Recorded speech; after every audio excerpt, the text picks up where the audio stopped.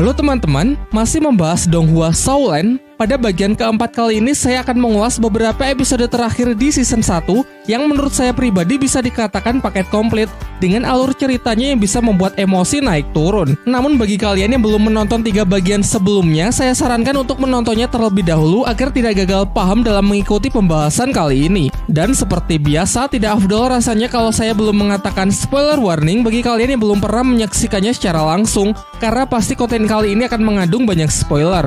Baiklah, tanpa berlama-lama lagi, mari langsung saja kita mulai.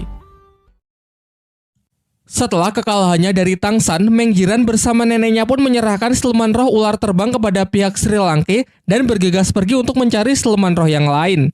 Oishiki lalu segera mengeksekusi siluman roh tersebut dan mulai proses kultivasi untuk mendapatkan cincin roh ketiganya. Di sisi lain, Tang San yang kehabisan tenaga pasca pertarungannya dengan Jiran juga berkultivasi untuk memulihkan kekuatannya. Singkat cerita, Oishiki telah selesai dengan proses penyerapannya dan telah berhasil memperoleh cincin ketiga serta meng-unlock skill baru, yaitu sosis terbang. Barang siapa yang memakan sosis tersebut, maka akan bisa terbang selama 1 menit dengan kecepatan ular terbang. Ketika Guru Zhou ingin mengajak semuanya untuk kembali ke akademi, tiba-tiba Tang San yang sudah tersadar menyela dan mengatakan kalau kini ia juga telah berhasil mencapai level 30, sehingga sekarang ia juga ingin mencari siluman roh untuk dijadikan cincin ketiganya. Mendengar hal itu, Guru Zhou yang terlihat senang setuju lalu mengajak semuanya untuk mencari tempat yang aman untuk beristirahat terlebih dahulu. Di malam harinya saat tengah beristirahat, mereka membicarakan mengenai siluman roh yang selalu diburu oleh manusia. Guru Zhou mengatakan kalau sekarang semakin sulit mencari cincin roh, padahal dulu di pinggiran hutan saja banyak terdapat siluman roh berusia ribuan tahun. Menanggapi itu, Tang San berpendapat kalau itu semua adalah ulah manusia yang sebenarnya jauh lebih ganas ketimbang siluman roh. Perburuan yang terus dilakukan membuat para siluman roh pasti suatu saat akan mengalami kepunahan. Dan jika siklus ini terus berjalan, maka akan datang suatu hari di mana seorang master roh tak akan bisa naik tingkat karena tidak ada lagi cincin roh yang tersedia. Semuanya pun termenung sejenak, termasuk Guru Zhou yang berpikir kalau narasi Tang San memang cukup masuk akal. Di tengah pembicaraan, mereka tiba-tiba diserang oleh seekor siluman roh berjenis kera raksasa yang merupakan raja hutan bagi para siluman roh. Mereka pun sontak dibuat sangat terkejut karena biasanya siluman jenis ini hanya tinggal di hutan terdalam dan sangat jarang keluar. Menurut Tang San, kera raksasa adalah mimpi buruk bagi para master roh. Pasalnya kekuatannya yang luar biasa kuat membuat seorang master roh bergelar dahulu sekalipun belum tentu bisa menandinginya. Dan bahkan dikatakan siluman ini mampu mengalahkan siluman roh jenis lain yang usianya jauh di atasnya. Tak hanya dari segi kekuatan, kecepatan, dan pertahanan, namun ia juga memiliki kecerdasan layaknya manusia. Guru Zhou yang sadar batasannya mencoba melakukan negosiasi karena siluman kera raksasa mengerti bahasa manusia. Ia pun berjanji akan segera pergi dan tak akan berani mengusiknya. Namun ketika menyaksikan kemarahan dari sang raja hutan, Guru Zhou pun segera memerintahkan semua murid untuk pergi terlebih dahulu, sementara ia memasang kuda-kuda untuk bersiap melancarkan serangan.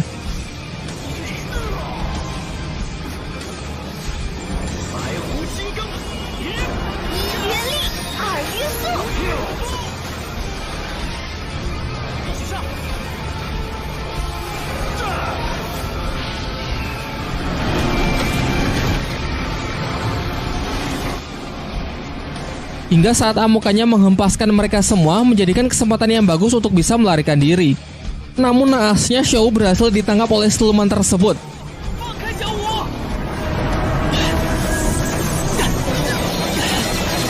Guru Zhou yang melihatnya sangat emosi dan benar-benar all out menggunakan skill dari cincin roh ketujuhnya. Merupakan skill terkuatnya, yaitu wujud roh dari beruang hutan untuk menghantam siluman kera raksasa. Namun hal itu juga sia-sia. Sementara Tang San yang berupaya menyelamatkan Xiao berusaha mengejar siluman itu, hasilnya pun sama saja. Ia pun juga tidak bisa berbuat apa-apa.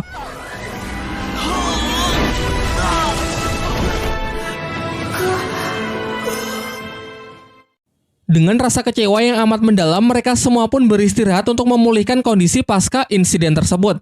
Guru Zhou lalu menyampaikan permintaan maafnya karena tidak bisa menjaga Xiao. Namun menurut Tang San ini semua adalah salahnya karena sebagai kakak ia tak bisa menepati janjinya untuk selalu melindungi Xiao. Ia yang masih belum menyerah meminta sosis terbang dari Oishiki untuk mengejar Xiao meskipun sebenarnya kondisi Tang San sekarang tidak memungkinkan lagi. Usahanya tersebut didukung oleh Ning Rongrong yang memberi buff kekuatan dari skill roh pelindungnya. Guru Zhou yang awalnya dikira marah justru meminta Oishiki untuk memberikan sosis terbang kepada yang lain dan menginisiasi untuk segera menyusul guna membantu Tang San. Sementara itu, nasib Xiaowu yang dibawa kabur oleh siluman kera raksasa ternyata tak seburuk apa yang dipikirkan guru dan teman-temannya. Ternyata mereka berdua sudah saling mengenal satu sama lain. Xiaowu memanggilnya dengan nama Erming. Langsung saya sampaikan spoiler di sini ya. Xiaowu ini sebenarnya bukanlah manusia, melainkan jelmaan dari siluman roh berusia ratusan ribu tahun yang telah berevolusi menjadi manusia. Ia kemudian meminta Erming untuk menjaganya sejenak karena ia akan melakukan kultivasi untuk mendapatkan cincin roh ketiganya. Berkat statusnya sebagai mantan siluman roh, Xiaowu memiliki kemampuan untuk menyerap cincin roh siluman tanpa harus membunuh mereka. Di sisi lain, Tang San yang mengejarnya kehabisan waktu terbang sehingga terjatuh ke dalam hutan sebelum bisa menemukan Xiaowu. Selain itu, kondisinya juga semakin buruk karena sebelumnya ia juga sudah terluka. Sialnya, ia malah bertemu dengan siluman roh buas berjenis laba-laba berwajah manusia.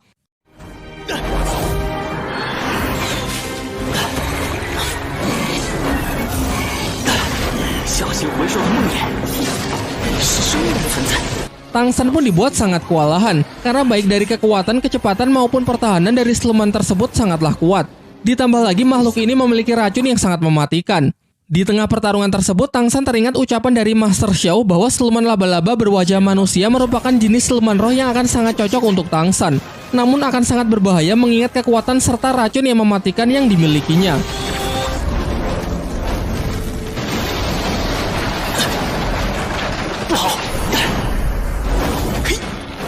Singkat cerita, ia akhirnya menemukan titik kelemahan dari siluman tersebut, yaitu terletak pada wajahnya. Ketika Tang San telah berhasil menangkapnya dan nyaris melakukan finishing, kepalanya terasa sangat pusing dan kesadarannya justru kembali ke kehidupan masa lalunya saat masih berada di Sekte Tang. Di sana ia bertemu kembali dengan para tetua sekte yang mengatakan kalau Tang San telah berhasil diselamatkan dari jurang lembah neraka. Namun Tang San sendiri seakan hilang ingatan dan tak dapat mengingat apapun dari kehidupan barunya di Akademi Sri Lanka. Sampai ketika ia bertemu dengan salah seorang murid sekte, pikirannya ke-trigger membuat ia bisa kembali mengingat semuanya.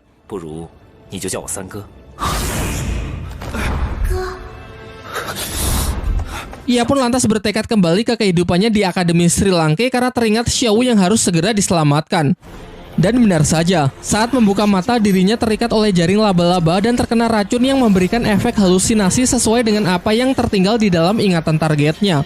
Tang San pun kembali melakukan perlawanan dan akhirnya berhasil melepaskan diri dari ikatan jaring laba-laba tersebut. Karena benar-benar sudah terdesak, ia tak punya pilihan lain selain menggunakan kekuatan roh pelindung di tangan kirinya, yaitu Palu Hou-Tian untuk menghantam keras makhluk jahanam tersebut. Sampai akhirnya setelah berusaha keras, ia dapat membuka pertahanan si laba-laba lalu segera mengeksekusinya.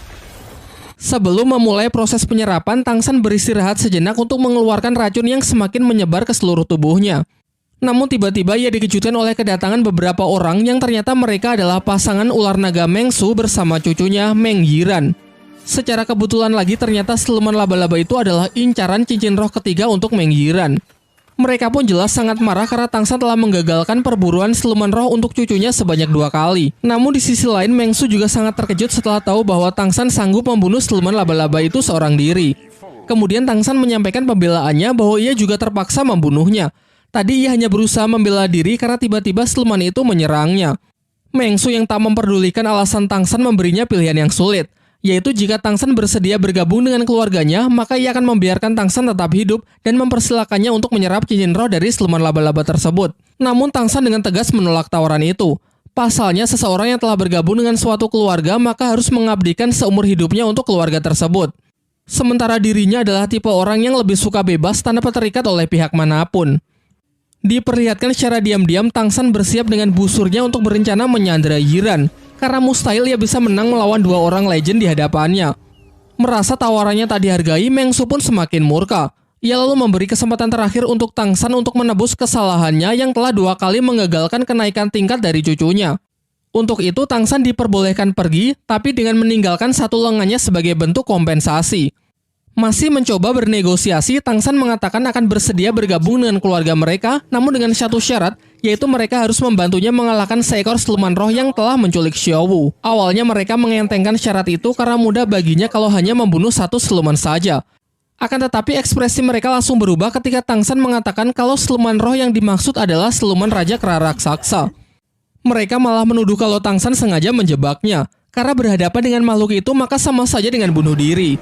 Bahkan dikatakan kalau Master Roh bergelar Daulo pun belum tentu sanggup mengalahkannya. Karena keduanya tak bisa memenuhi syarat yang ia berikan, Tang San pun enggan untuk bergabung dan dengan tegas mengatakan kalau mereka ingin lengannya maka silakan ambil saja sendiri. Saat posisi Tang San sudah benar-benar terdesak, beruntung Guru Zhou dan teman-temannya datang tepat waktu untuk menghentikan kakek Meng Su. Guru Zhou jelas tahu batasannya yang tak mungkin bisa menang jika duo maut itu sudah bersatu. Ia lantas mencoba bernegosiasi dengan mengajak Meng Su untuk bicara empat mata. Setelah pembicaraan singkat mereka, seketika ekspresi kejam dari Meng Su berubah menjadi lebih hangat. Dari Guru Zhou, ia kini tahu kalau Tang San adalah murid dari Master Xiao, orang cerdas yang menciptakan banyak teori di dunia roh. Oleh karena itu, ia pun kali ini bersedia melepaskan Tang San. Namun saat akan beranjak pergi, Meng Yiren yang masih tak terima dengan Tang San yang telah mengacaukan kesempatannya naik tingkat, menantangnya bertanding dengan taruhan. Jika ia menang, maka Tang San dilarang menyerap cincin roh dari siluman laba-laba tersebut. Namun jika ia kalah, maka Tang San bebas melakukannya. Tang San pun menyetujuinya. Tapi sebelum mulai, Oishike menyela dengan mengatakan bahwa taruhan tersebut kurang adil karena tidak ada sesuatu milik Meng Yiren yang dipertaruhkan. Maka dari itu, ia menambahkan kesepakatan konyol, yaitu jika Meng Yiren kalah, ia harus bersedia memberikan sebuah ciuman. Singkat cerita, karena keduanya telah sepakat, pertandingan pun bisa segera dimulai. Meng Yiren menjelaskan bahwa pertandingannya adalah melemparkan beberapa pisau untuk mengenai daun yang berjatuhan. Pemenang ditentukan dengan membandingkan banyaknya jumlah daun yang bisa mereka tangkap. Diperlihatkan dengan cepat Meng Yiren melemparkan pisau-pisaunya secara akurat sehingga setiap pisaunya berhasil menangkap satu daun tanpa ada yang miss.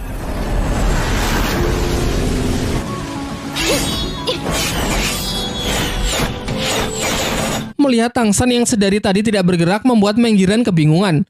Namun Tang San mengatakan kalau ia sudah melakukannya. Hal ini diperjelas oleh Meng Su yang mengatakan bahwa Tang San memang sudah melakukannya dan ia menang telak dari cucunya tersebut. Meng Yiren yang belum bisa percaya lalu mengeceknya sendiri. Dan benar saja, semua pisau Tang San tertancap sempurna dengan 10 daun masing-masing di setiap pisau.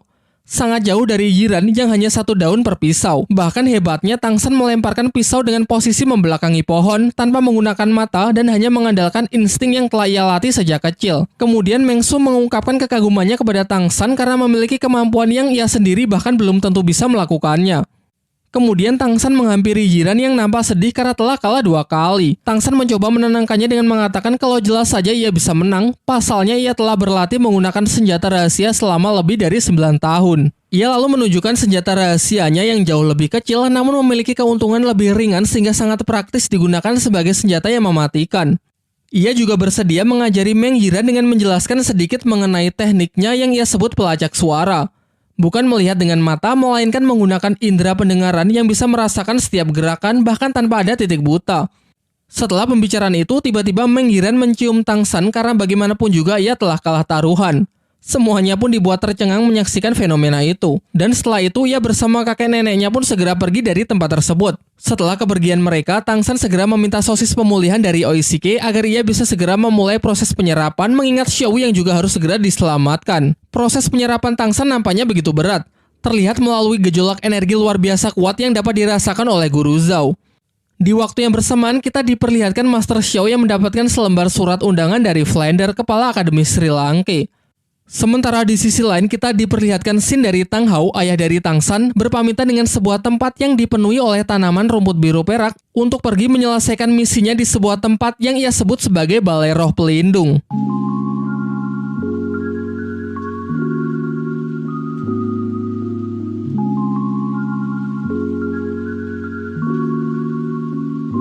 Nah, itulah ulasan plot cerita dari Donghua Shaolin pada episode 23-26. Sebagai informasi, ulasan kali ini adalah 4 episode terakhir di season 1 ya.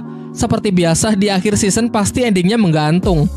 Baiklah, sekarang saatnya kita membahas detail menarik, memberikan opini dan penilaian pribadi. Masih menggunakan setting tempat hutan Shindu, surganya bagi para siluman roh. Terdapat scene percakapan menarik mengenai masalah yang tidak pernah terpikirkan oleh karakter manapun, di mana Tang San mengutarakan pendapatnya mengenai kepunahan siluman roh di masa depan jika terus-terusan diburu. Hal ini masuk akal ya, disebutkan bahwa seorang Master Roh akan berburu cincin roh setiap naik 10 level. Contohnya Tang San yang telah mencapai level 30, membutuhkan cincin ketiga untuk bisa naik ke level 31 dan seterusnya. Contoh lain Guru Zhou yang telah mencapai level 76, sekarang ia memiliki cincin roh sebanyak 7. Untuk bisa melewati 10 level hanya memerlukan waktu beberapa tahun saja. Sementara siluman roh yang diperlukan harus berusia ratusan bahkan puluhan ribu tahun. Sehingga hanya dengan menggunakan perhitungan yang sederhana dapat disimpulkan bahwa ketersediaan siluman roh yang bisa digunakan pasti lama-kelamaan akan habis. Hal menarik lain adalah adanya konten prank dari Xiaowu. Dari sini terungkap sudah identitas Xiaowu yang sebenarnya adalah siluman roh berusia 100.000 tahun yang telah mengalami evolusi menjadi manusia. Jauh sebelum episode ini sebenarnya beberapa kali sudah ditis ya. Saat mendaftarkan dirinya ke Sri Lanka, panitia pendaftaran mengatakan hanya menerima Master Roh dengan kekuatan monster. Sekilas kita melihat ekspresi Xiaowu yang seketika berubah. Padahal monster yang dimaksud bukan siluman roh melainkan merujuk pada orang yang telah mencapai level 20 ke atas. Scene lain ketika gadis kelinci ini satu-satunya yang meratapi kematian dari siluman roh yang dibunuh di depan matanya. Menyambungkan dengan pembahasan sebelumnya mengenai hubungan manusia dan siluman roh yang jelas tak akan bisa akur selama manusia tetap memburu mereka. Bahkan Tang San juga mengakui kalau sebenarnya manusialah yang lebih ganas dan kejam ketimbang para siluman roh. Mungkin di masa depan Xiaowu yang akan menjembatani terciptanya hubungan baik antara manusia dengan siluman roh ya. Lanjut ke scene berikutnya ketika Tang San bertanding kembali dengan Meng Yiran. Sebagai taruhan, jika Meng Yiran kalah, Tang San boleh menyerap cincin roh dari siluman laba-laba tersebut. Namun jika Meng Yiran yang menang, siluman roh tersebut haruslah dibuang. Namun pertanyaannya kenapa harus dibuang? Kenapa tidak ia serap saja? Alasannya sudah jelas karena cincin roh dari siluman roh hanya bisa diambil oleh orang yang telah membunuhnya saja. Adegan ketika Guru Zhao mengajak Meng Su untuk bicara empat mata, sebenarnya ia memberitahukan bahwa ayah Tang San adalah Tang Hao. Sudah jelas kalau ia bukan takut kepada Master Xiao melainkan kepada ayah Tang San. Master Roh bergelar Douluo. Kita mundur sedikit saat Tang San terkena racun siluman laba-laba yang memberikan efek halusinasi. Dalam halusinasinya mengambil skenario pasca Tang San menjatuhkan dirinya ke dalam lembah neraka, ia berhasil diselamatkan oleh para tetua sekte. Namun ia sama sekali tidak mengingat kehidupannya di Sri Lanka, melainkan hanya ingat di kehidupannya ini. Tempatnya ini bernama Sekte Tang. Di sekte ini awalnya memiliki aturan kasta yang membedakan antara murid dalam dan murid luar. Artinya, para murid dari dalam sekte merasa derajat mereka lebih tinggi, sementara murid seperti Tang San yang berasal dari luar sekte dianggap lebih rendah. Namun dalam halusinasinya, seorang murid menjelaskan bahwa kasta tersebut kini sudah dihapuskan semenjak Tang San berhasil diselamatkan. Para murid kini hanya dibedakan berdasarkan senior dan juniornya saja. Dalam percakapan ini, akhirnya ingatan Tang San pun kembali saat ia bilang bahwa ia tak nyaman dipanggil senior Tang San dan menyuruh murid tersebut untuk cukup memanggilnya kakak Tang San. Hal ini sontak mengingatkannya dengan Xiaowu yang selalu memanggilnya begitu.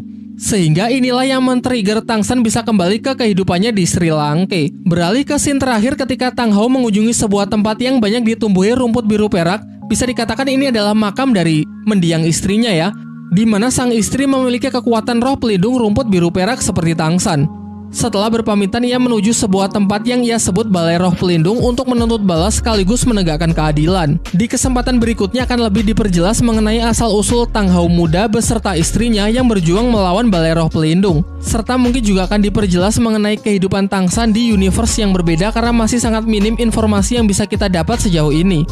Baiklah, mungkin itu saja yang bisa saya bahas di kesempatan kali ini. Kalau kalian punya pendapat lain atau detail yang saya lewatkan, silakan menulisnya di kolom komentar ya.